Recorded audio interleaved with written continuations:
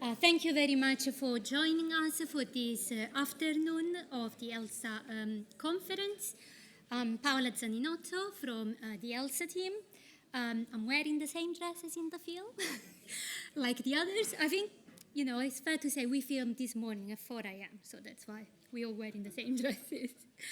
Anyway, I've been working in ELSA for my whole career. I joined in the second wave of ELSA, when it was just being collected. At the time, I was finishing my master's studies, and I was working for the Health Survey for England on a maternity cover post. And I was packing to go back to Italy when James Nasru called me in his office. He was like, Paola, you leaving? I said, yeah, my contract is finishing, so I'm ready to go back to Italy. Well, I would like you to stay. We need a statistician in ELSA. And I couldn't say no. There was so much potential. It was only the second wave being collected. So many things could be done with the longitudinal studies, and I couldn't say no. And I'm glad I didn't say no, because it's been really nice working these many years for the study. I did my PhD using ELSA, so I'm very happy to be here today. So this afternoon, we have very interesting sessions. The first one, we have a talk from Giorgio Di Gessa, who is a lecturer in data science at UCL and is part of the ELSA team. And he'll be talking about the experience of older people during the pandemic.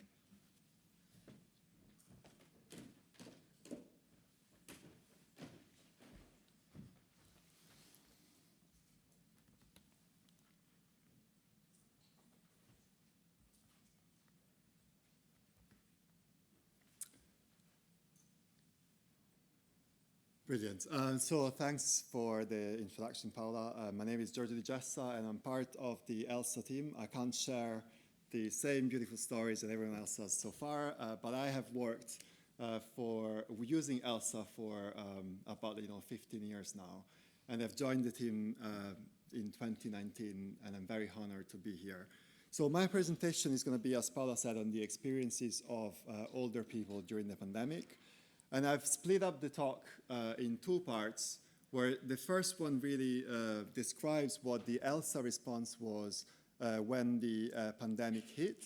So I'm going to be talking briefly about the ELSA COVID-19 sub-study, and also about the role that ELSA had in the national core study. And then I will be sharing some of the key findings from both the ELSA survey and the NCS. So as you might all remember in this room, on the 23rd of March 2020, the Prime Minister announced the lockdown in the UK. And what that meant was that there were closures of schools, as well as restaurants, gyms, and lots of other non-essential shops and services. And there was also the recommendation that the public, and in particular older people who were already known to be at higher risk of death and hospitalization from COVID, should be staying at home as much as possible, and therefore leave only for essential reasons such as shopping, essential work, or some physical activity. And also practice what was known as social distancing, that is, limit their physical interactions with others. And on the same day, roughly 3.7 million people in the UK were classified as being clinically vulnerable patients. And these were identified by GPs in the UK, and most of them, as you can see, were age 50 plus, and these patients were required to shield. So initially they were asked never to leave their homes for at least an initial period of 12 weeks. So as you can imagine, as soon as these announcements were made, pretty much the ELSA team, I understand, gathered to come up with a plan and capture how these measurements, and also the COVID-19 pandemic in general, was going to impact older people in England. And soon the idea of having a sub-study, a COVID-19 sub-study, came up and was developed, to really understand the impact of the pandemic on older people's lives, and also how and to what extent both the measurements taken by the government and the pandemic itself would be affecting their health, finances, and social life. And soon after obtaining findings from the ESRC, the data collection began. And this took place in the first wave in June and July 2020.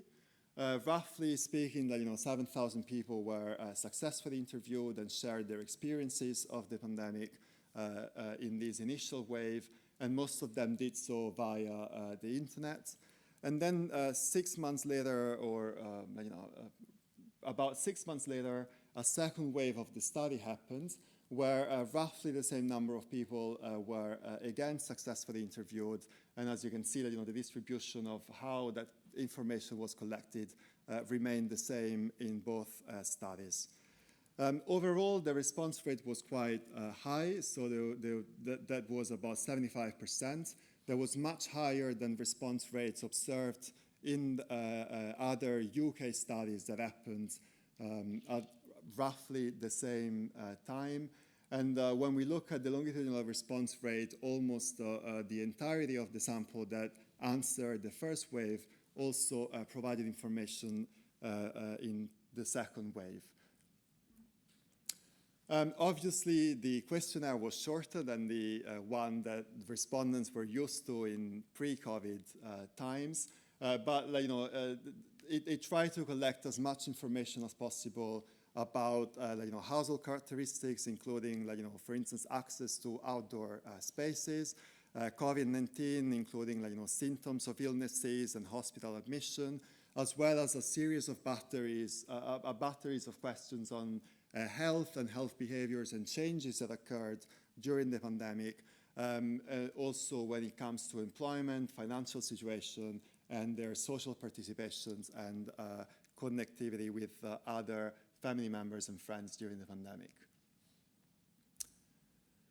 On top of that, ELSA decided or was part of the so-called national core studies. And these were established in October 2020 by the then UK Chief Scientific Officer, Sir Patrick Vallance.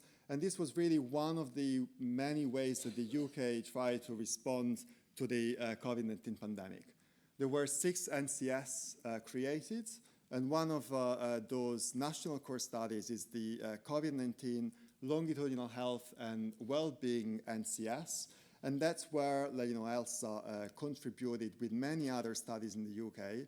And these were really established to understand the impact of COVID-19, of the COVID-19 pandemic and associated restrictions on the economic, social, and health aspects of people's lives. So not necessarily among older people, but across the whole spectrum of ages.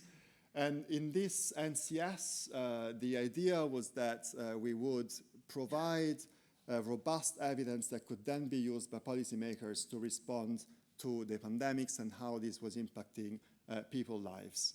And this was done by using anonymized electronic health records, as well as all the existing longitudinal studies. You can see them here. There were 12 studies involved in this NCS. And what really is the common factor of all these studies is that they all went on field during the pandemic to collect information about the impact of COVID on respondents' lives. And the advantage of these studies was that they were all existing studies in the UK. So they also had a wide range of information that was collected pre-pandemic. So there was a baseline and a way to compare how people's lives differed before and during the pandemic. And as you can see, there were all the birth cohort studies, as well as non-representative studies, such as Twins UK, for instance, and obviously ELSA played a big role in this NCS. As you can imagine, that also meant a wide range of universities and scientists being involved in this study. And you can see here pretty much the whole UK represented, and all the universities that were part of this network. The NCS looked at a variety of different research areas. ranging from serology to mental health, and then what initially was a focus on long COVID became itself a new project. And today I'm just going to give you like a little bit of a hint of the healthcare, of an example of what we did in the healthcare disruption research area, as well as in the society and health one. So moving on to findings, I will first give you some description of what happened to people's lives during the pandemic, using only the ELSA study.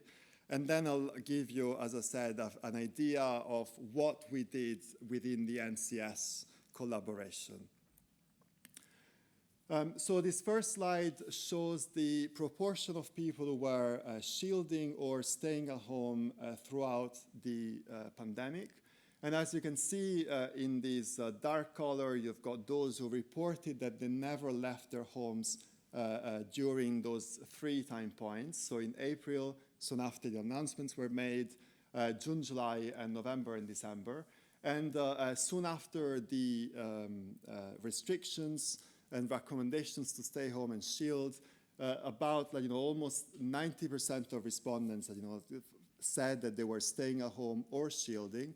And if we look throughout the period, about 1 respondent in 20 reported that they were shielding throughout these 3 time points in 2020. As you might imagine, staying at home and also having these disruptions to people's life also had an impact on health behaviors. And this slide here shows changes that happened in health behaviors in the first wave of the study, where people were asked, how did your physical activity, for instance, change compared to pre-pandemic times and compared to February? And as you can see, there were quite substantial changes in people's physical and, health behaviors. And for instance, about 1 in 5 reported that they were doing more physical activity in those months compared to pre-pandemic, but but more than 35% actually said that they were doing less physical activity than before. And such changes were observed for all 4 health behaviors considered in this slide, with, for instance, more than almost 1 in 4 respondents also reporting less sleep than pre-pandemic. As you might expect, there were also changes in the way people people interacted with other family members and other people within their networks. And this slide, for instance, shows changes in the provision of grandparental childcare during the pandemic. So roughly speaking, before the pandemic, 1 in 2 grandparents said that they were looking after grandchildren. And as soon as the pandemic hit, almost 75% of people said that they either stopped completely looking after grandchildren or they reduced the amount of time that they were spending looking after grandchildren. And if we looked at those who either decreased or stopped, this represents the majority of the sample throughout the year 2020. When we look at what happened to mental health and well-being, this might not surprise some of us in the audience. So in these slides, we're looking at 3 different mental health and well-being measures. So we've got depression, poor quality of life, and loneliness. And for all 3 measures, higher numbers and higher values mean lower and poorer mental health and well-being. And for each of the 3 panels, we can see 3 time points, where the farther one on the left represents the level of low and poor mental health and well-being pre-pandemic, and the other 2 points represent what happened during the pandemic. And as you can see, there is a clear increasing trend for all 3 outcomes, suggesting that there was a deterioration in mental health and well-being among the ELSA respondents. And although overall we do observe a deterioration of mental health and well-being, we also found that there were some groups that were affected more than others and experience a poorer and a greater deterioration of their mental health over time.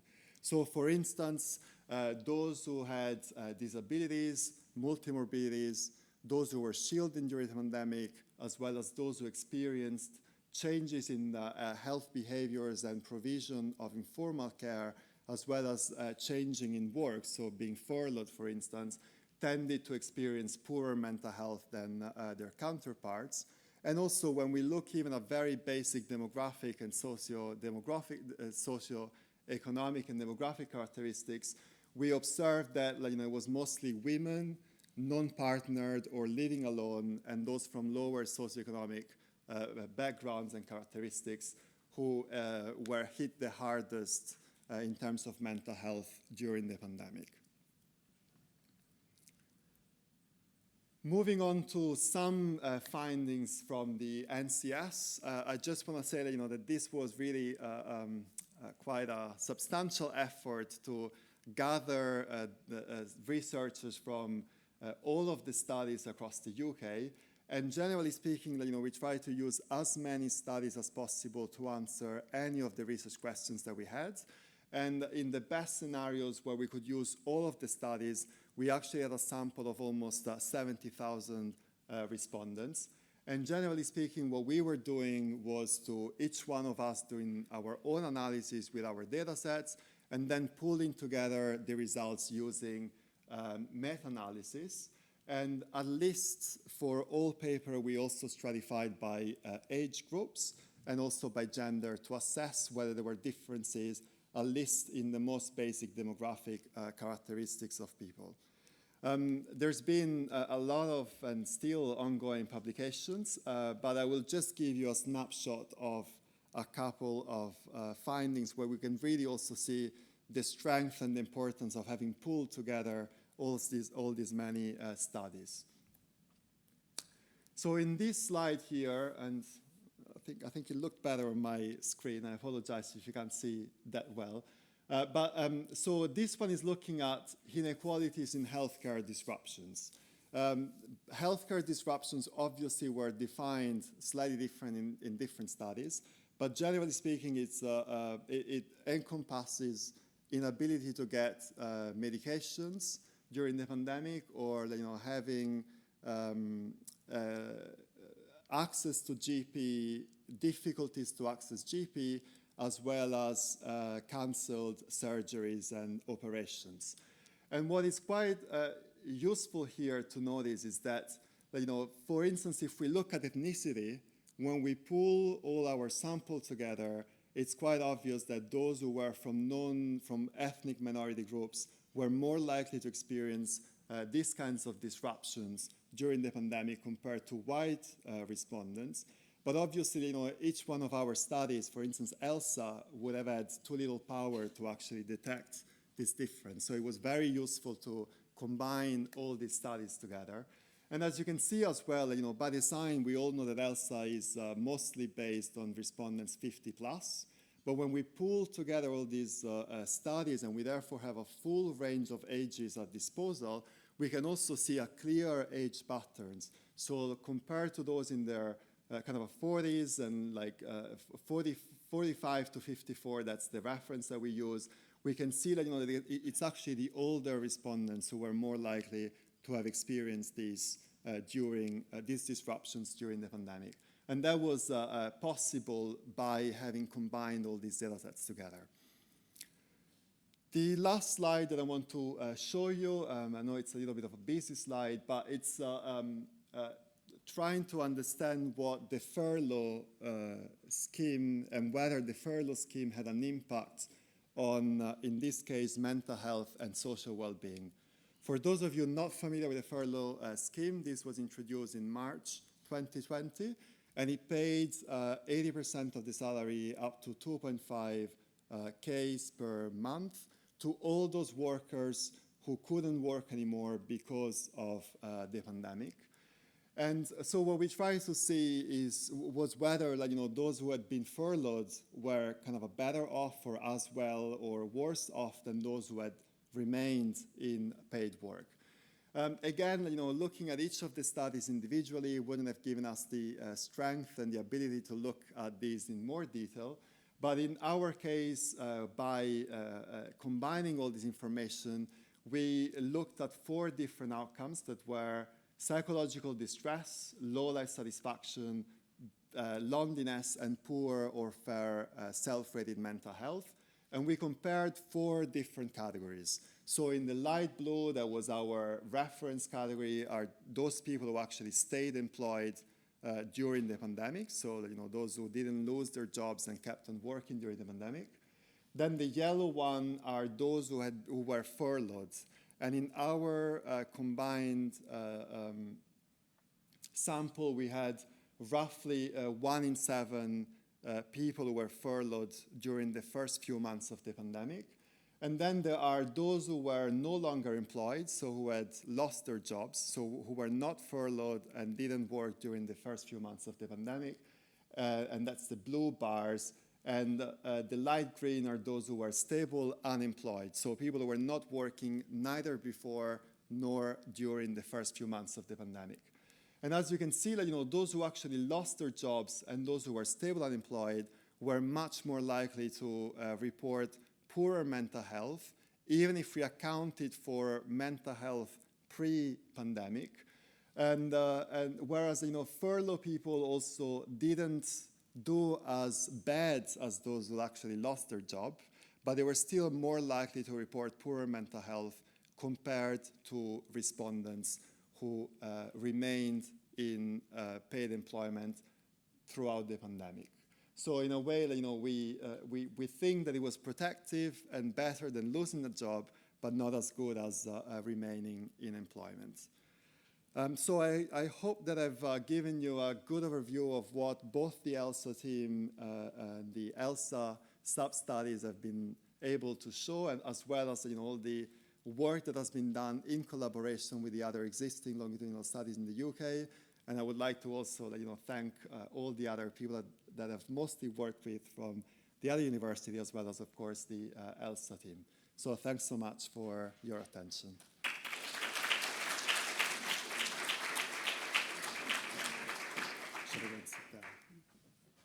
Thank you very much, Giorgio, for this interesting presentation. I would like to call our panel discussants.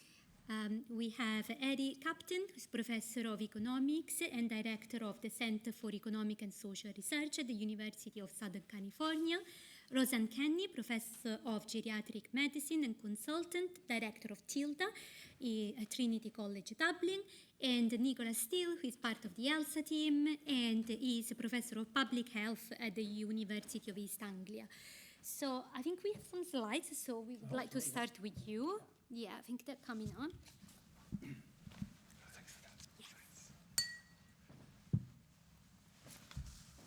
Okay, all right. So I was asked to provide the American perspective. I think that's the way Andrew mentioned it. So I'm going to tell you a little bit about what we did, and I think we'll compare some of the results that were presented by Giorgio for England with what we find in the US. So what we used is a probability-based internet panel, which we call the Understanding America Study, or UAS, which we started in 2014. Currently it's about 12,500, going to grow to about 20,000. At the time that we did the COVID surveys, it was about 9,000 or thereabouts. So we started our tracking on March 10, 2020. And so the way it worked is we had 2-week cycles, and every day we interviewed about 450 respondents. And then the cycle repeated every 2 weeks. So every 2 weeks, you had a new batch of survey results. And since everything is automated, one of the things we did, we produced a bunch of graphs every night. So every night, all graphs were automatically updated, and people could look at it and see what was going on. And they looked sort of like the graph on the right, although the graph on the right was made a little later. And then at some point, we started running out of money. So by the summer of 2021, so since then, we do surveys every 4 months. And you can see this on the graph on the right because you see the data points suddenly start spreading out, but we're still doing it. The purpose of this was really to make data available as widely as we could. So we made the data available immediately after a field period. So they would come out of the field Tuesday night at midnight, and the next morning the data would be available for download. And we had about 1,000 researchers who specifically asked for the data and are using it, and at this moment we have roughly 150 peer-reviewed papers that we have counted, but the number is still going up quite a bit. So one of the things, of course, it's all nice to have data quickly. The question is also how good are the data. And generally, the problem is there is not many benchmarks that you can use to look at the quality. In this case, there is, because we asked people whether they were vaccinated, and of course, the CDC, the Center for Disease Control and Prevention in the United States, they have administrative data about the number of vaccinations, and that's the blue line in this graph. So that's what the CDC says has happened with the vaccinations. And then there are two other lines. So there is a purple line that says Axios. It really is what's called the Ipsos Knowledge Panel. It's another probability-based internet panel, and they had about 1,000 observations every week. And then the other one is the UES. And the whole point about this graph is that they're all sort of on top of each other. So it seems that at least by this measure, these probability-based internet panels did pretty well. And if I had time, I could go on about other non-probability-based internet panels that actually did a lot worse than this. So here's an example of the things we find. One of the things that is still very much a matter of discussion in the United States is the working from home. And about half of the people thereabouts say they could work from home if they were allowed. And so this shows us the preference for working from home in the summer of 2021 and then the spring of 2022. So if you look at the top bar, that's people who say they want to work at least 5 days a week from home. Essentially, they want to work from home exclusively. And you see it's about 1/3 in 2021, and then it goes up to about 40% in 2022. And then if you look at the bottom bar where it says they will never want to work from home, and it goes down from 14% to 7%. So this actually shows a still increased preference for working from home. And as you probably know, that quite a few employers are pushing back on that. So it's going to be interesting to see how this is going to end up. Now, another point is, of course, almost all of this is based on self-reports. But we have at least one opportunity to compare the self-report with some other data, because it so happened in another project we gave about 1,000 Fitbits to people in the sample. And so the vertical lines in these graphs are the date at which people said they got COVID infected. And so the top left graph shows you resting heart rate, and you see around the time they get infected, you see the resting heart rate go up quite a bit. The left bottom graph gives you the number of steps per day. You see it going down quite a bit around the infection. The top right graph gives you the amount of sleep. You see it going up around the infection, and then the bottom right gives you the quality of sleep, and you see it going down around it. So it seems that the Fitbit and the self-report sort of cross-validate each other, if you like. Of course, I haven't talked about age much. I mean, we cover the whole age range. But here's an example of the kind of graphs that we posted every night. So this one, the horizontal axis, you have the time axis. You don't really have to read what these various lines mean. The thing to know only is that if you go from the top to the bottom, you go from young to old. So the older the respondents are, the better off they are. That is, the less stress they perceive. And you also see this in other dimensions of mental health. For example, and this is, unfortunately, these are two separate graphs, so they're not on top of each other. But the top graph gives you depression and anxiety for people up to 39 years. The bottom gives 65 plus. And if you read the vertical axis very carefully, and you can just take my word for it, the bottom graphs are lower than the top graphs. So once again, the mental health measures all show that the elderly are actually better off than the younger people. You see a peak in the beginning, right? They all have this very unpleasant experience in the beginning, but then you see it go down a fair bit, and it's always the case that the older people are better off than the younger people. And partly this has to do with financial aspects, because the older people are more likely to be retired, so they were less affected by the changes. And this sort of speaks to that, and Giorgio mentioned something related to it. He talked about furlough here. So uniquely in this period, the US government was very generous in extending the safety net, all sorts of ways people were supported financially. So here we look at three groups, and these are people over 50. We have a monthly survey we do, so we can have high-frequency data on how people are doing. So this is subjective well-being on a 0 to 5 scale. And so if you look at the green line, so the green line are people who didn't lose their job. And what you see is, and of course the vertical line is when the pandemic started, essentially. So if you look at the green line, their subjective well-being fell a little bit, sort of around the time that the pandemic hit, but it recovered pretty quickly.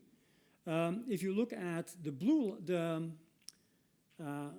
red line, these are people who lost their job, but they found out pretty quickly that they were actually benefit eligible. So what you see is it fell, but then it sort of crept up pretty quickly. And at the end of this period, these are months on the horizontal axis, you see they have recovered completely, right? So these people, just the financial support sort of helped them to get over it. And then you have the blue line, and these are the people who lost their job and they're not eligible for benefits. And you see the important aspect of being able to get benefits because they never recovered. And that, in some ways reflects the American situation where some groups are left behind and they're sort of left to fend for themselves. And then finally, of course, talking about the US, we have to talk about Trump. And we know that whether people are Trump voters or not. And one of the things we find is that, as you probably all know, the Trump voters were less likely to get vaccinated. They were less likely to exhibit protective behavior, like wearing face masks. They were also more optimistic about their chances of survival without any protection. So their estimate of the risk of infection or death was low. And as you probably all know, and from other studies, as a result, they died in much greater numbers than the non-Trump voters. And then finally, the World Health Organization has sort of declared the crisis over. But of course, one of the lingering effects is long COVID. And so we ask people about symptoms. And what we find is that people who say they have long COVID and you ask about the symptoms, the whole list of symptoms is there. Just everything that the long COVID literature mentioned is reported by the respondent. I think that's one of the groups that we'll probably keep paying attention to and do more analysis on. Thank you.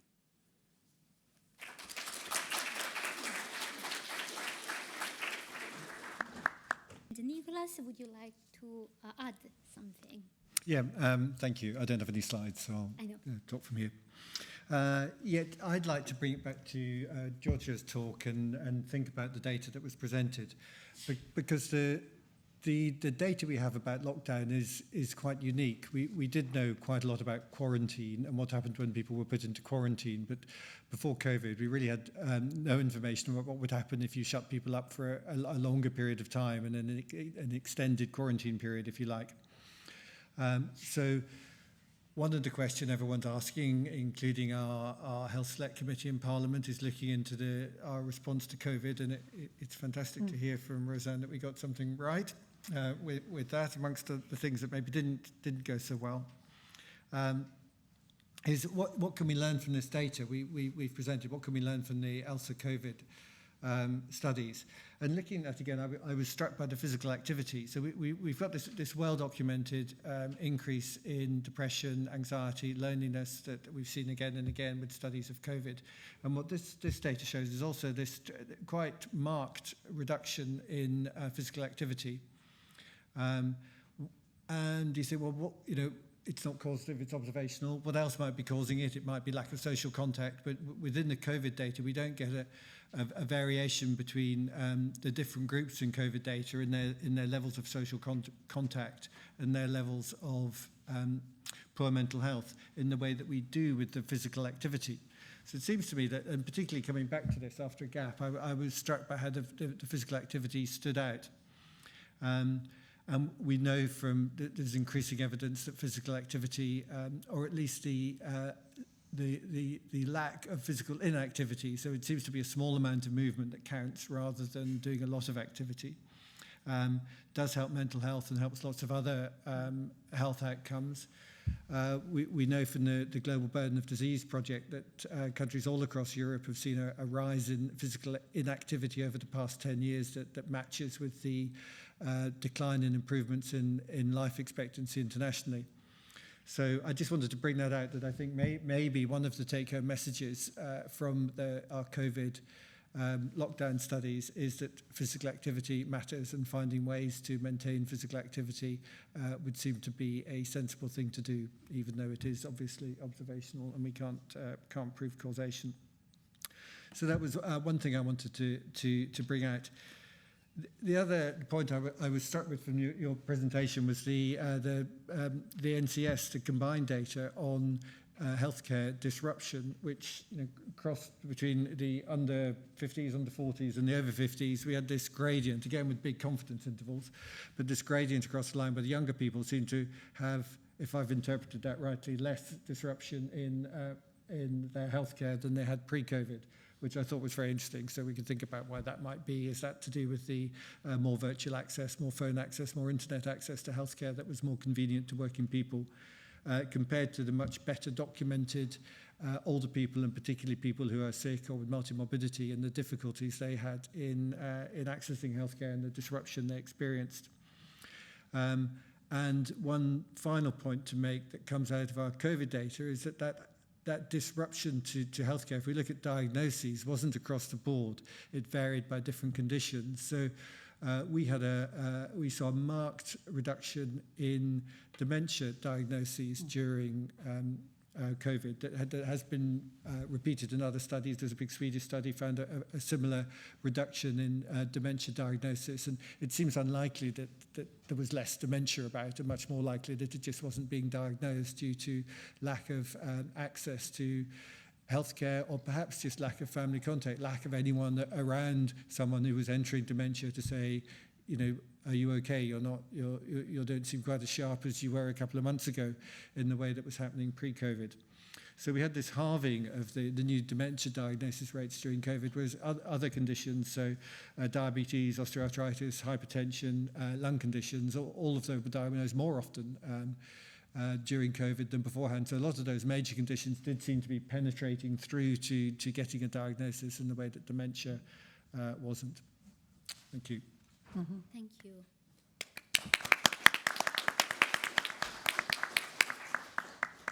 Would you like to add anything, Giorgio? Thanks for the comment. It's quite interesting to actually see these very similar patterns in different countries as well. And we also found in the NCS that actually when we look at the whole age range, it's indeed, the younger ones seem to have done worse than the older one, very similarly to what the US studies have found. And just to say that I also value, and I want to reiterate the importance of longitudinal studies, and this collaboration I think was great, but also to mention that it's quite challenging, obviously, to bring all of these studies together, and also that occasionally even what you might think are quite comparable measures are really captured in different ways and different questions across studies, which adds to the complexity of these collaborations across studies. But I think it's terrific that the UK have got this many, and that we could all work together during the pandemic. So I think it was good. I'm glad that it was appreciated. So thanks. Thank you. And are there any questions from the floor? Jenny? If you can please tell your name.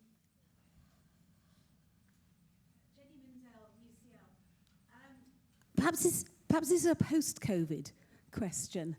Given that general practice in the UK seems to be suffering from its own form of long COVID, and there's continues to be major disruption, difficulty, particularly for older people navigating the rather bizarre online systems, despite the fact that GPs are working harder than ever.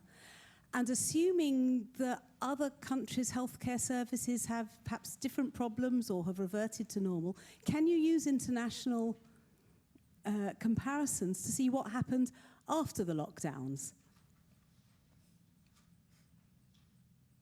Anyone? I wouldn't look to the US for an example. Well, I think the collation of the longitudinal data will be interesting because healthcare utilisation and services is being collected at every wave.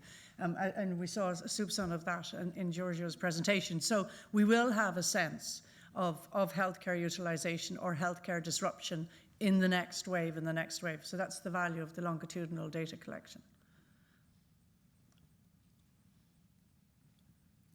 Maybe referring to an earlier session we had, what we do see is that the pandemic seems to have created even larger discrepancy between the well-to-do and the not-so-less well-to-do. So in that sense, following up on the next waves after the pandemic will be very, very interesting.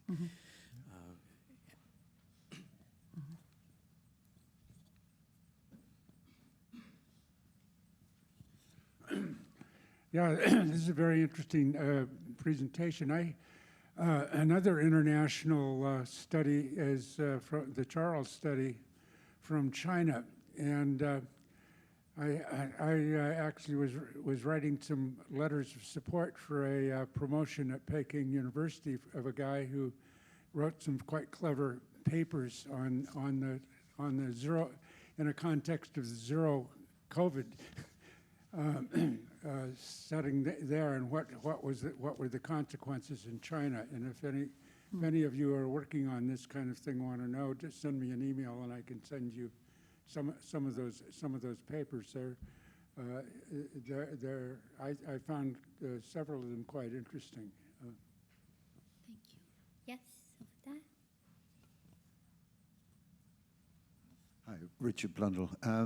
Yeah, question I think for Arie or others, a post-COVID question about resilience and stress and mental health. So one thing I thought we'd seen, but I'm very interested to find out, is that that young people recovered quicker from these kind of events, and that there's been more persistence in the increase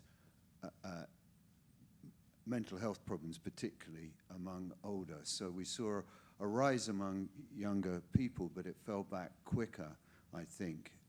That's my recollection of what we were seeing in the data, and I couldn't quite see it in Arie's, and I wondered if anybody had any comment on that. In other words, young people, you see spikes, but there's also, in some sense, resilience there, whereas there's much more kind of persistent changes among older people, even if they're on a lower level.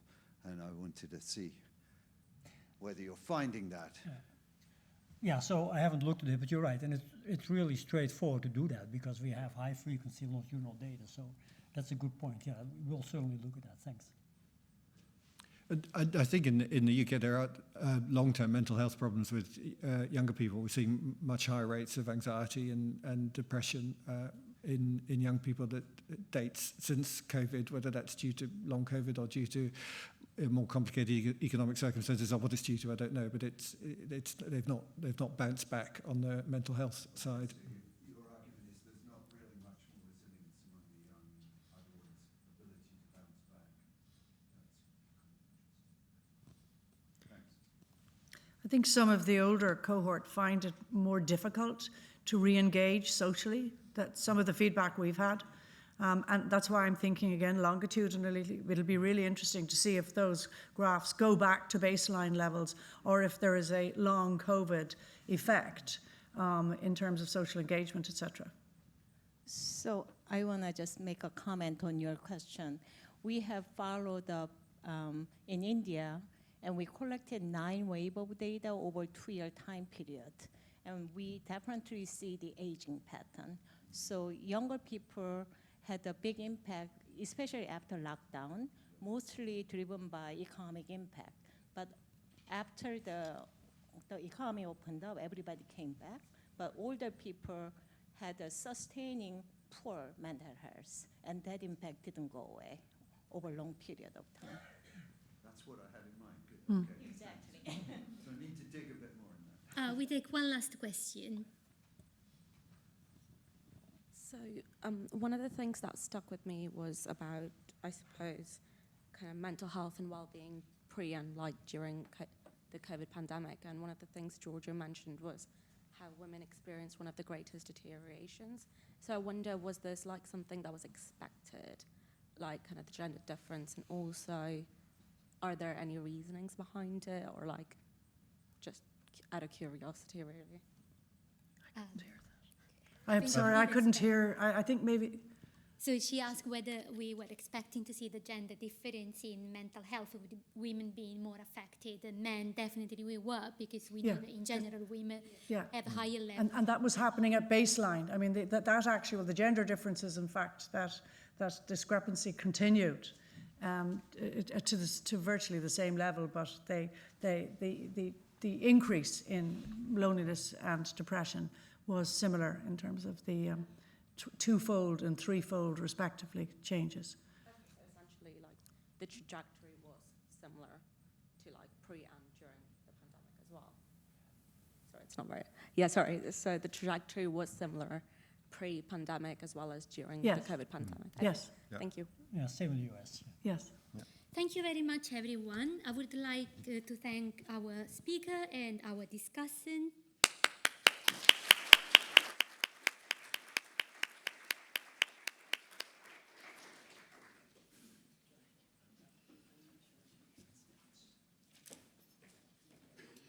We move now on to our fourth session on cognitive decline and dementia.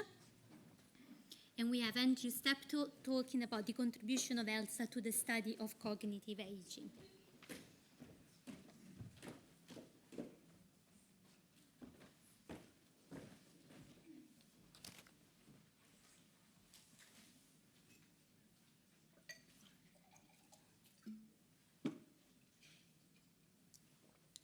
Well, hello again, everyone. I'm going to talk this afternoon about cognitive aging, because this has been an increasingly important theme as far as ELSA is concerned, and many of the other longitudinal studies. And to tell you something about the kind of analyses, the kind of work has been done within ELSA. Cognitive measures, as I showed right at the beginning, have been present in ELSA right from the beginning. This slide here shows the first data from the first few waves of ELSA and the types of fairly standard measures of cognition which were assessed, and those were obviously done objectively.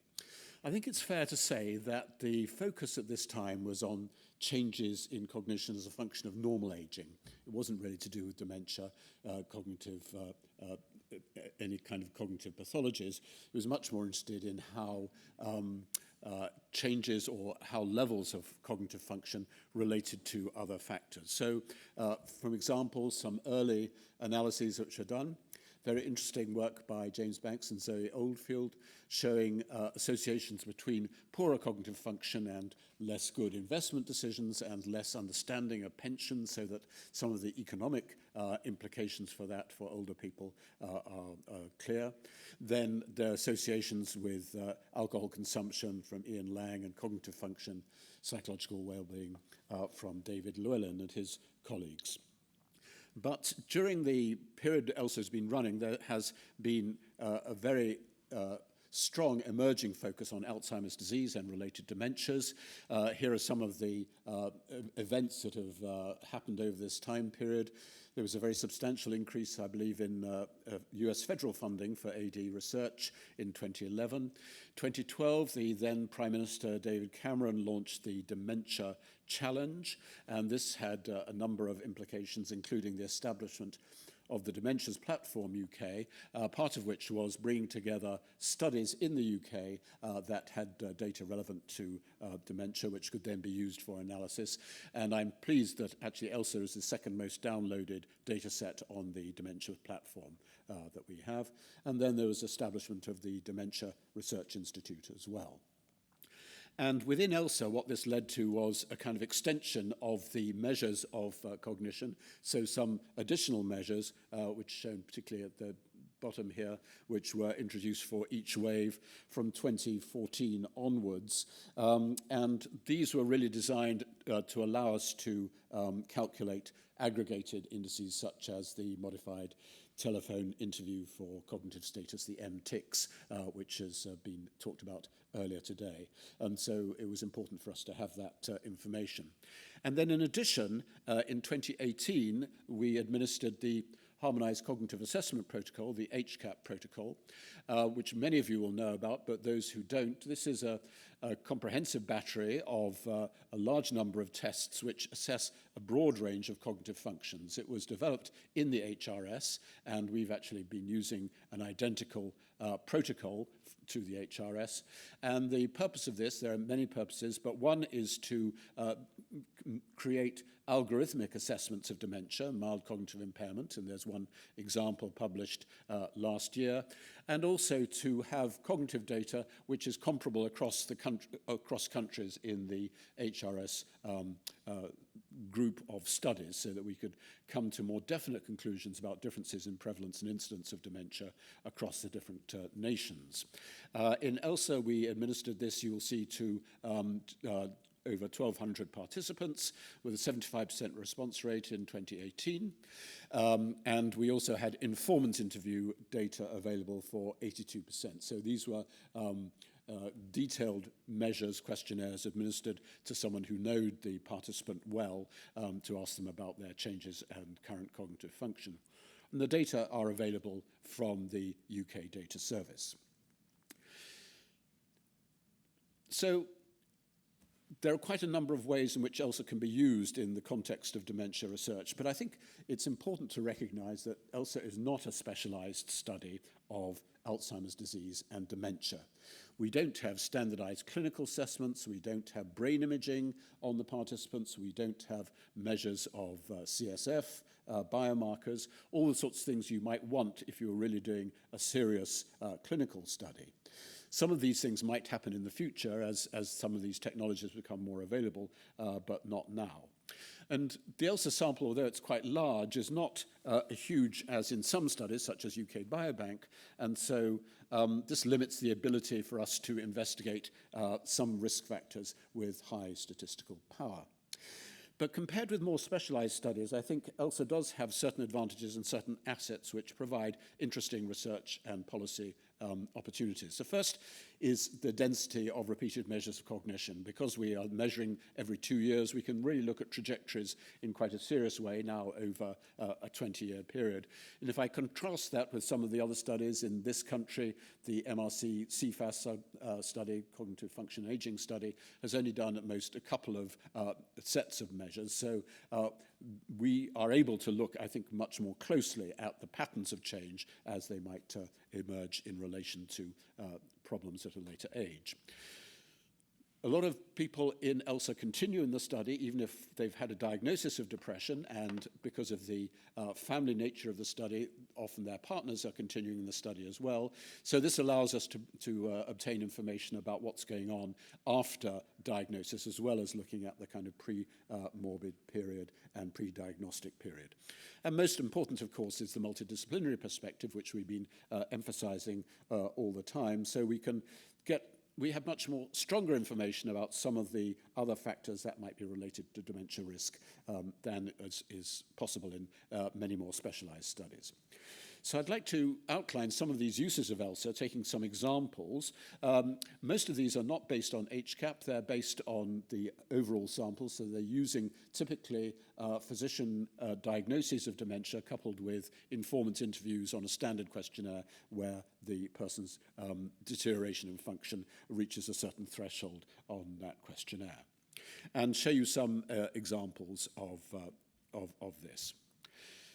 As I've emphasized, and others, James, Nasra and others have emphasized, socioeconomic status is a core issue for ELSA.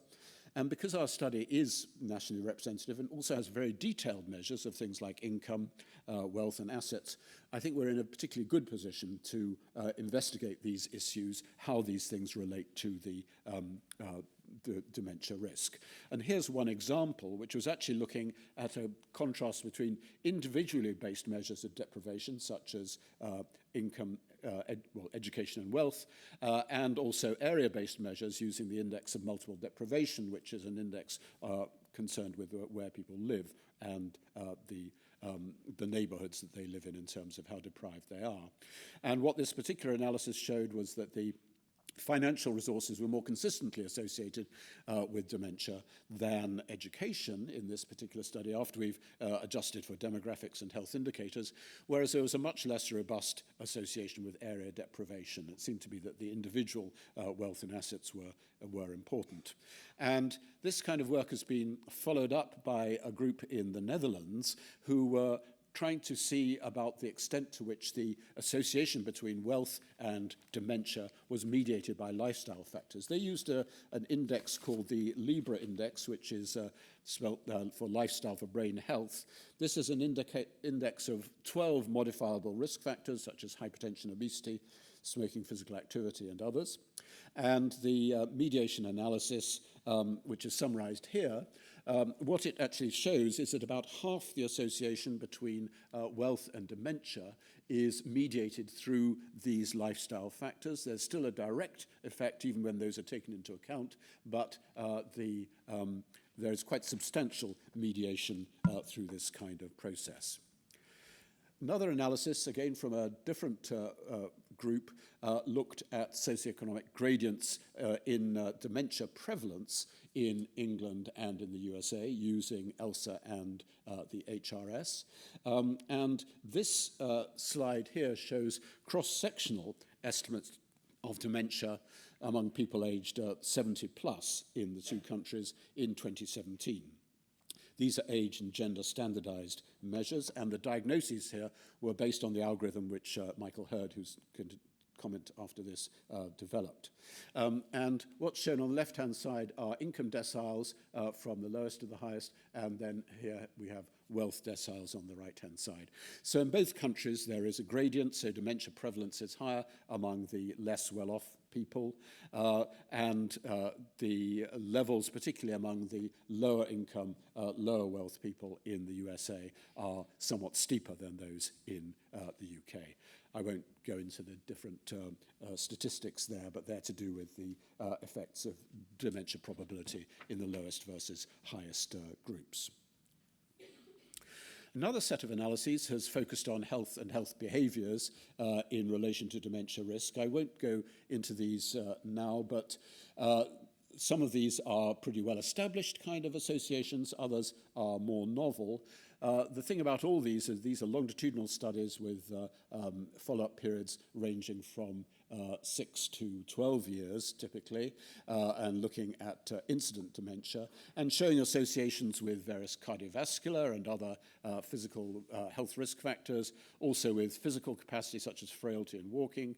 Sensory impairment, I think, is very interesting associations, and also factors such as physical activity, lung function, and so on. ELSA has quite extensive measures of cognitive stimulation and cultural activities and community-based activities, and these have been used to look again longitudinally at the association between these kind of patterns and dementia risk. This is interesting because these are certainly potentially modifiable kind of factors. And I'll show you two examples here. On the left-hand side is the cumulative incidence of dementia over 15 years relating to different types of intellectually stimulating activity. What this actually shows are the results for married people and the relationship between the number of intellectually stimulating activities people were doing at baseline and future risk. So this goes from 0 to 6 of these things. These are things such as reading newspapers, having hobbies, those kind of things. And what you can see is that as people get older, there is an increased, obviously increased incidence of dementia, but that does relate to the levels of cognitive stimulation people are reporting at baseline in their 50s. On the right-hand side is associations between doing things like visiting museums and galleries, going to music events and things like that over a 12-year period. Both of these studies, I should say, are using competing risk models to take account of mortality, and they're adjusted for age, sex, education, wealth, physical health, sensory deficits, depression, lifestyle factors, and so on. So we did our best to try to take account of those sorts of factors, but the one on the right-hand side, you can see that the survival free of dementia is lower among people who are not engaging in these types of activities. You can't conclude, of course, that these are causal associations, but they certainly seem to indicate that these factors are relevant to the development of dementia. The last set of factors I wanted to mention were related to social isolation and loneliness and social support, because these factors have been studied quite extensively in ELSA in relation to other types of health outcomes. And the report that you found in your bag today highlights some of those findings related to other kinds of outcome. This is a very topical issue, and some of you will know that last week, or this week actually, the Surgeon General's report on social isolation and loneliness came out, very strongly emphasizing the importance of these issues as far as the USA is concerned. And there have been several different types of study looking at loneliness, looking at different aspects of social interaction in terms of negative social interactions or social isolation and other factors of that sort. And one interesting example relates back, the last one there, relates back to the issue of sensory impairment. This slide here summarizes the evidence for a mediation, if you like, of the relationship between hearing impairment and episodic memory by loneliness and social isolation. So what this study looked at was memory over a 10-year period in around 8,000 ELSA participants, and it showed that hearing impairment is indeed associated with poorer memory, and this was in part mediated by associations with loneliness and with social isolation. Again, controlling for a number of factors and using a generalized structural equation modeling approach. Well, there are a lot of other themes which I am not able to talk about this afternoon, which have used ELSA data, I think, in interesting ways, looking, for example, at gene and gene-environment interactions, doing modeling studies, looking at biomarkers, and the free bus pass quasi-experimental intervention, which Maurizio spoke about this morning, is another interesting example of this. What I would like to finish with is to say that there's a big kind of enhancement, if you like, of the ADRD exposome, which is going on at the moment in ELSA, funded primarily by the National Institute on Aging rather than by our UK funding, which is trying to increase the measures which we think will be relevant as far as understanding cognitive decline and dementia in the future. So we're repeating the HCAP study. The data are being collected even as we speak. We have the objective measures of physical activity and sleep using accelerometers, which the data have now been collected and are currently being analyzed. We're just working currently on proteomic profiling with proteins relevant to cardiovascular disease and neurological outcomes in around 5,000 people in ELSA with a nested dementia case control study within that, and that is using bloods which we've stored from 2008, so we'll be able to look longitudinally at those protein profiles. We are extending, as I mentioned this morning, the life history assessments to get some more information, particularly about midlife and trying to understand that. And then the linkage with air pollution data, which Jin-Kook Lee is leading and Paola Zaninotto is very much involved with. That's also coming on stream at the moment. Let me finish just with what I think might be the most important kind of policy implications of this kind of work within ELSA. It obviously helps us to understand better the trajectories of Alzheimer's disease and related dementias, the prevalence, and also a better understanding of the determinants of these kind of cognitive declines. And the fact that the study has been going for more than 20 years, and in the next few years it'll be 30 years, will allow us to look at exposures long before the development of the early signs of dementia. And as some of you will know, this has been a criticism of many studies of dementia risk, that if you're looking at risk factors, say 6, 7, or 8 years before dementia, you may actually be looking at some sort of reverse causation, because we know these are conditions which take a long time to evolve. Also, I think these studies, such as ELSA, are going to be very useful in the modelling of health and social care needs, and there's already been some work on this. And I think they should also lead to new avenues for prevention and for treatment. Partly through the biomarker work, we might be finding some new signals which will be interesting as far as intervention is concerned, but also thinking about prevention in terms of lifestyle and other factors of that sort. So with that, I'll close. Thank you very much.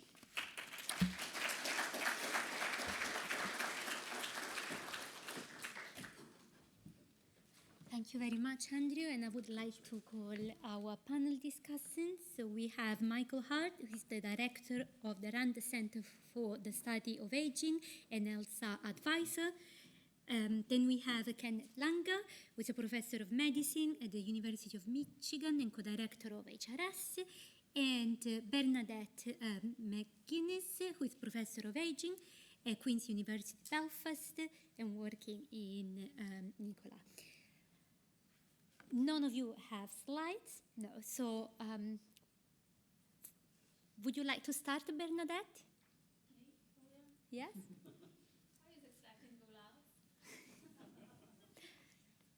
Yeah, so I suppose I thought I would talk about the Nicola HCAP study, a little bit like Andrew talked about the ELSA HCAP study. We started recruiting into that in January 2022. It was delayed for at least a year due to COVID and has been funded by the NIA. And David Weir in the audience is the overarching PI. I'm the Nicola PI, and Roseanne Kenny in the audience is the Tilda PI. And Nicola and Tilda are carrying out the HCAP study concurrently in Ireland. And that's really to help give us an all-Ireland approach on prevalence and incidence of dementia in Ireland, harmonised with the ELSA study and with the HRS study. To date, we have sampled between 850 and 900 participants over the age of 65. And some of these participants are living alone and some are living in a couple. Our aim is to assess 1,000 Nicola participants, so we're nearly there, and we'll have a night out when we get to our 1,000. We've had to contact a lot of people, so our response rate hasn't been as great as ELSA. So to date, we've had to contact over 2,000 participants to get the 850, 900 that we've needed. And some of those have actually withdrawn from Nicola, so it has proved difficult for us. We have also had difficulty recruiting people with cognitive impairment from Wave 2, so those who had an MMSE of less than or equal to 26 out of 30 from Wave 2. So we're now oversampling those people in an effort to get a more representative population of people with cognitive impairment. One of the very unique aspects about Nicola is we have lots of data on the impact of the Troubles. So people were interviewed about that, and we were going to be able to link that then with cognitive health. So that's one of the unique aspects of Nicola.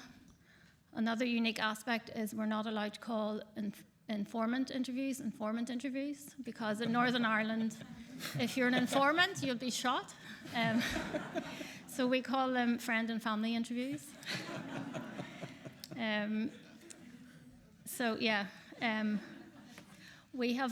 We're also linking up with an ESRC funded project that I'm co-PI on as well. That's the SPACE project, and we are giving accelerometers and GPS devices to those people who are willing to take part after taking part in HCAP, and they wear them for a week, and we'll be able to look at physical health, how they interact with their environment. We're looking at air pollution as well, soil pollution, noise pollution, etc. So we'll have a really rich data set there, a really rich resource in which we can look at these factors. And just one other thing, I just thought, we talk about dementia and cognitive impairment, but these studies also give us a great resource to look at brain health. So there's a big move now clinically as well to look at what can we do to prevent dementia. So lots of people in Nicola and Tilda, etc., have really good brain health. So what makes them unique from people who develop dementia, cognitive impairment?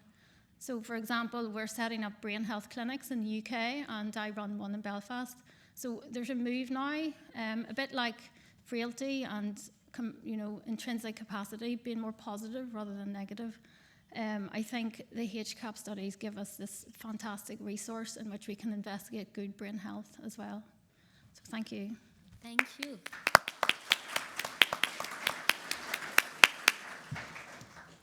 Yes. Oh, great. Thanks, Paola. And thank you to the ELSA team for the invitation to talk with you all today, and congratulate them on the 20th anniversary. A quick thought, I resonated with James Nasru's observation this morning about what an amazing privilege and honor it is to be able to work on the same study for a long time and to work with teams and like I've worked on with the HRS and ELSA team. My origin story was in 1997. Bob Willis invited me over to ISR from the medical school at Michigan to see if I wanted to join this HRS thing. And I was 34 at the time and sort of viewed the HRS as this study of very old people. And now, 26 years later, I just turned 60. Still working on the same questions, but everyone seems much younger in the study now. So, but again, it has been amazing. I was able to do a sabbatical at Cambridge where I got to know folks on the ELSA study a bit more and have worked some with them. So thanks to NIA and again, my HRS and ELSA share LASI colleagues around the world. It really has been wonderful. I think that the ELSA and the HRS family of studies are not surprisingly, entirely biased, the perfect kinds of studies to study dementia. Philip Larkin, in his quite depressing poem, The Old Fools, described dementia as this whole hideous, inverted childhood. And I think anyone who's dealt with dementia, especially in their families, would agree how hideous it is. And it's hideous because it affects what's most human about us, our ability to make decisions, to interact with our families, to pursue jobs and goals and plan your life. So again, studies like ours that collect information on all of those important aspects of aging, especially making decisions and interacting with family, you need all of that information to make sense of this hideous condition.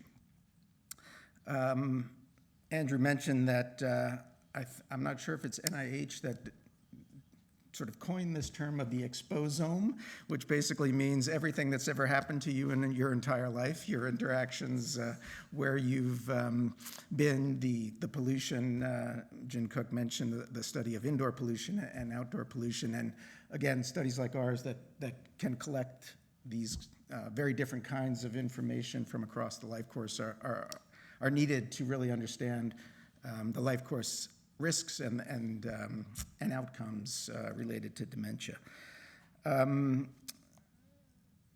The economic costs of dementia are huge. Michael Hurd will probably talk some more about that, and Michael published a study with the HRS data a decade ago now that I think one of the most widely cited papers on that topic. One of the key aspects of Michael's paper is that fully half of the economic impact of dementia is just the time that families spend providing care. So again, this decline, this inverted childhood ripples across generations, affects spouses, kids, grandkids, and again, to have information on all of these aspects, including all of the important economic components, is why our studies will be useful, I think. I care for patients in clinical aspect. I'm a general internist, and there's a saying among geriatricians that the family is everything. When you're dealing with people who are, again, with dementia or other chronic diseases of aging, their ability to get through life, the rest of their lives, how they'll get through the rest of their lives often comes back to what kind of family support they have, what kind of social support they have. So it's not just the time and economic impact, but understanding how families are interacting as people decline, again, is a strength of our studies, I think. Then finally, these very interesting times in the sort of biological and clinical world of Alzheimer's disease and dementia with the both discovery of and ability to measure biomarkers, things like amyloid and tau and the abnormal proteins that are thought to cause Alzheimer's disease, I should say. There's still lots of things we don't, obviously things we don't understand about dementia, but with the newer focus on biology, I think, again, our studies will be able to contribute to that debate because much of the information we currently have about biomarkers and their sort of link to prognosis are from very selected, non-representative samples. So as we can try to bring in some of these biomarkers in more representative samples, I think that will be another huge contribution that we can make. I'll stop Thank there. you very much. Thanks.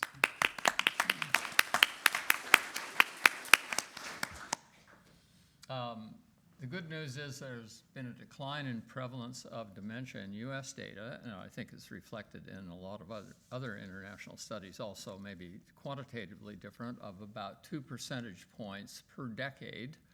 So going down from 12% down to 8% over 20 years, this is terrific. A little bit more for decline, a little bit more for women than for men, narrowing the sex gap in dementia prevalence. A little bit more for minority men than white men, narrowing that gap a little bit, although the gap still remains. And you see these and you kind of wonder why. What is causing this decline in prevalence? Really a pretty substantial amount over 20 years. And will it continue? The leading explanation in the epidemiology literature is education. That may be. Education, however, is related to another 40 years of activity. Highly educated people have activities that are brain stimulating, and the short window of education of, say, 4 years for higher education is not much compared to the 40 years. So occupation, which is very understudied, could be plausibly a factor in this, and certainly that's changed a great deal.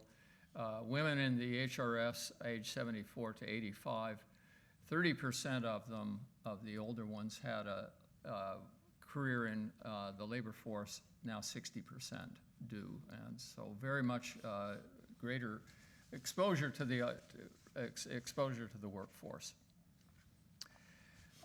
So causality is, in my view, a very open question, and it's something that we kind of certainly need to know if we're going to have effective policies to counteract or to predict.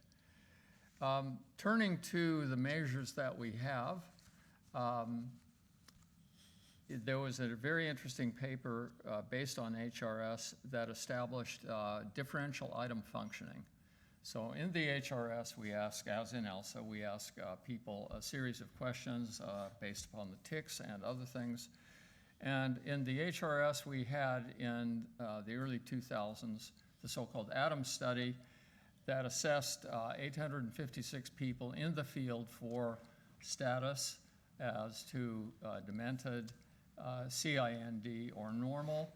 And these people, the data were taken back to Duke University and using John Breitner's group protocols, were given a diagnosis. And I think it's Ken actually took part in some of those diagnoses sessions. And his protocol had been validated through autopsy in Cache County, Utah. So calling that a diagnosis, you can then look for the 856 Adams cases who were HRS respondents, what their cognitive scores looked like in the HRS core itself. So taken, say, 6 months earlier or 12 months earlier. And then looking at a categorization using the HRS data as to normal, CIND, or demented, ask what is the relationship between the Adams diagnosis and the categorization you'd get in the HRS core. Well, it turned out you can then calibrate this to make the overall level the same. But what Giatanasio and others have found, and we verified this, is that the HRS core variables would assign a level of dementia among Black Americans that is 6.3% higher than what was found in Adams. So taking Adams to be the true diagnosis, HRS core variables calibrated to the entire population greatly overstated, and this is on a base of about 12% or 13%, greatly overstated the rate of dementia among blacks and also among Hispanics. So this is a very severe amount of differential item functioning. We have, because of atoms, we have some methods of dealing with that. The sample sizes are large enough that we can correct that. But it's definitely a problem in all of this. It also shows up in age where there's differential item functioning among older people in the HRS compared to younger people. So this is a big problem. I don't know how, I'm not here to tell you how to solve it, but what I'm here to tell you, if you're going to study cognition or dementia status among subpopulations in your ELSA data, then you have to think about differential item functioning because it's there and it's rather large. There is a widespread use of classification based upon HRS, the TICS data and others, that forms say a sum of items and then classifies people according to the sum of those items. This leads to classification error. We know that. That can be directly observed in either Adams data or in HRS data where the rate of becoming undemented, if you will, that is reverting from a state of being demented into a state of not being demented as recorded longitudinally using this kind of classification method is around 18%. That was Giattanasio, and we have also found that. Well, what does that mean? That means it's very hard to study incidence because you've misclassified people. Some of the people in your normal group actually are already demented, and so you get the wrong transition rate following up than a much higher transition rate than is the correct transition rate because of that misclassification. You also get problems if you want to look at differentials in some outcomes between normals and the demented group. For example, dementia mortality, because you have misclassified people, especially if specificity is not very, very high, some of the people in the group that you think has dementia, in fact, does not. And so the differentials that you get are much smaller than what they truly are. We looked at this in the so-called NHAS survey, and the true differential might be twice what the observed differential is when you use this kind of classification measure. So it's not small. How you handle that would be to try to model the classification error in a much more complex estimation method. We've implemented some of that, but my basic point is that the data are noisy, and it is better to face that problem and try to deal with that problem rather than to ignore it, and it does matter. I think a corollary to that, which describes the data better, is to, rather than try to classify people, assign probabilities. The probabilities will produce unbiased estimates of a number of things that you're interested in, and furthermore, the probabilities reflect what is actually in the data. What you have in the data is an indicator, but it's certainly not observed without error, and so I think the best you can do is to assign a probability. And they have a number of attractive features.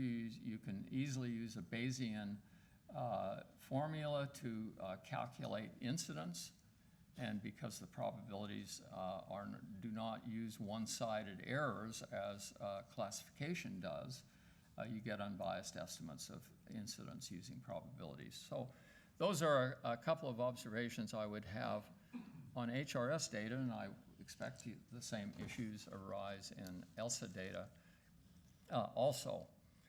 The HCAP is an exciting development. HCAP is not a diagnosis, and getting a calibration of HCAP into categories that we're interested in is a challenge. The Jen Manley paper has a method of doing that. There are others. I'm not sure what advice I would give along those lines, except to try to, I think one thing would be to try to combine the HCAP data with the ongoing ELSA data to look at some longitudinal smoothness in the ELSA longitudinal data. I'll just finally end with the causality issue. Economists would tend to think about this as, first, let's think about selection. Who is it that gets a lot of education? There are people, you look at 6-year-olds and there's a lot of variation. There's not much variation in health, but there's a lot of variation in intellectual ability. And that variation in intellectual ability sorts people into education levels. You would think that whatever it is that produces differences in ability at that age, intellectual differences in ability, has to do with, would carry over later in life to performances on the tics and other ways we measure cognitive functioning. And since it has that underlying correlation with education, you will find variation in cognitive functioning in old age with education. But in the example I'm giving, an extreme version of that is education does nothing for your head, but it's all selection. So that's the alternative model, and I think quantitatively, or qualitatively both apply. Quantitatively, it's not so clear. So, thank you. Thank you very much.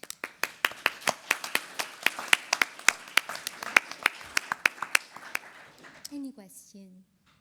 Yes?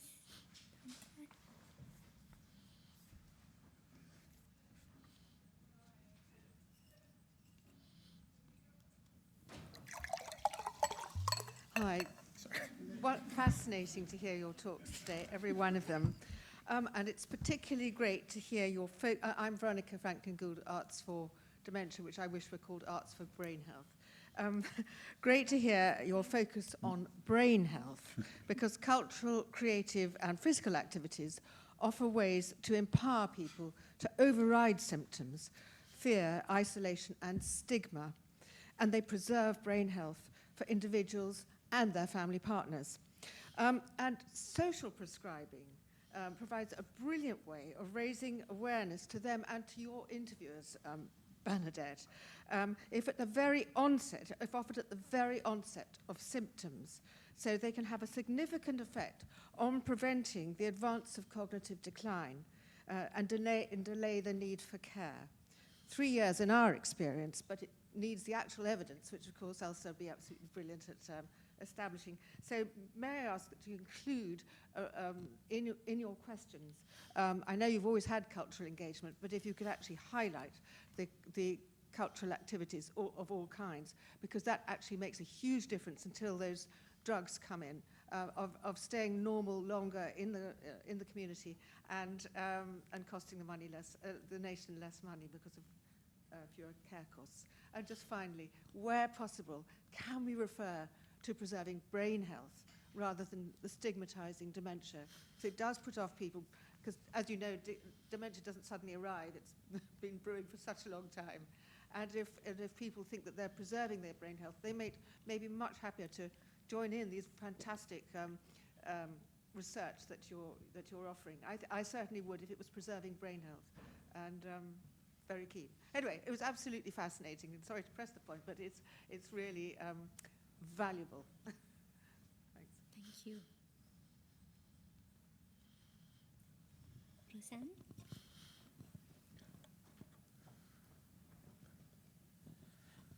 Michael, you mentioned the wonderful news that the prevalence of dementia, just for the purposes of the question, is declining by 2% per decade.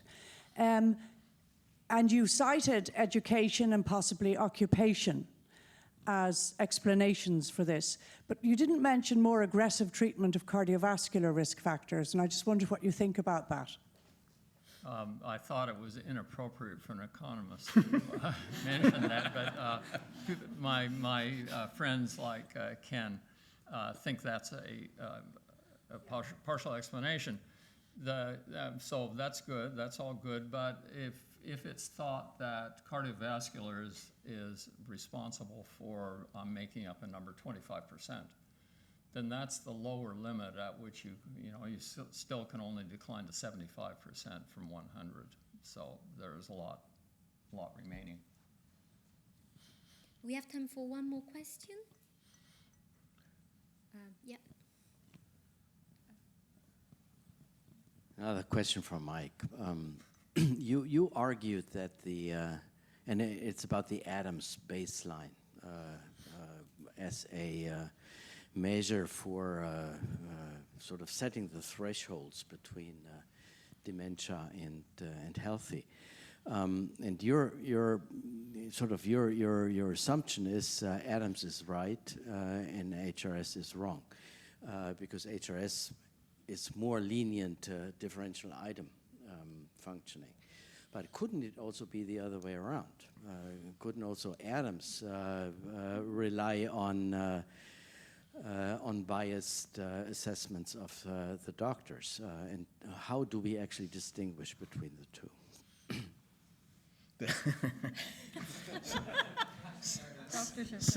Since I was in the room, I was involved, so it has to be wrong, Axel. That would be my first assessment. No, I think, and again, back to the complexity of the brain, the incredibly obvious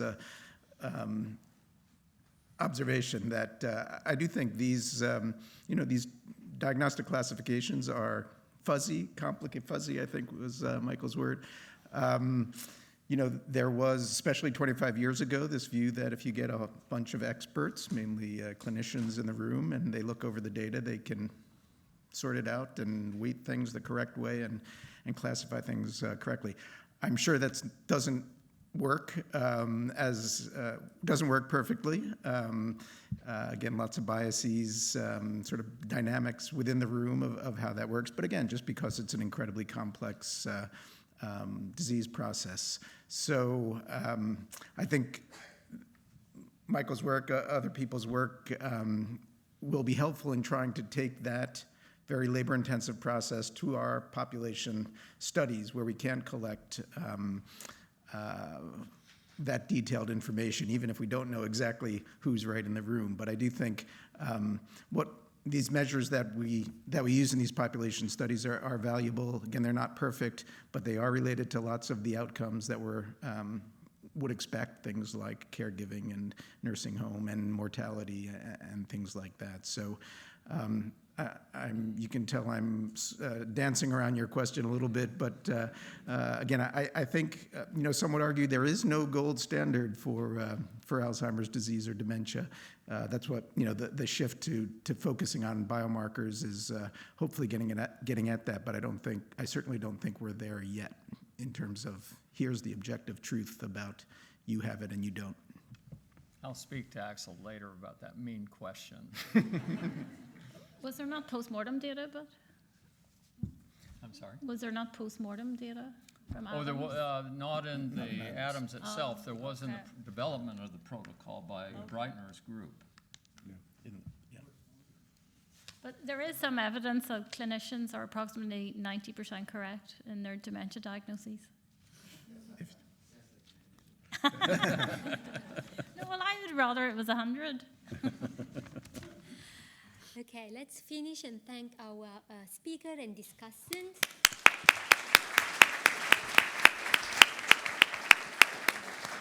We now have a coffee break and we will be back at 10 to 4. Thank you. Thanks for doing this. Good fun.